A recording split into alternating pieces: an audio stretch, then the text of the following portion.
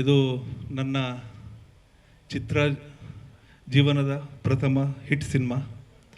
15 ವರ್ಷ ಕ್ಯಾರಿಯರಲ್ಲಿ ಇವತ್ತೊಂದು hit cinema ನೋಡ್ತಾ ಇದ್ದೀನಿ.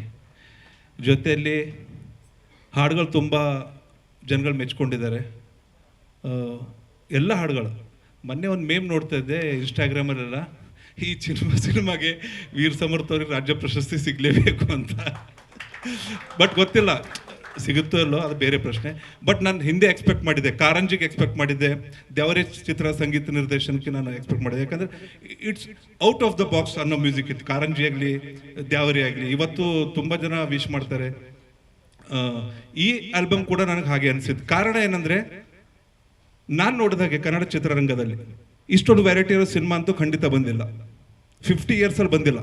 ಕಾರಣ ಹೇಳ್ತೀನಿ ಅನ್ಕಂದ್ರೆ, ಒಂದು ಮೆಲೋಡಿ ಇದೆ, ಒಂದು ಫುಡ್ ಟ್ಯಾಪಿಂಗ್ ಮೆಲೋಡಿ ಇದೆ, ಸಿನಿಮ್ಯಾಟಿಕ್, ಆ ನಂತರ ಒಂದು ತತ್ವ ಪದ ಇದೆ,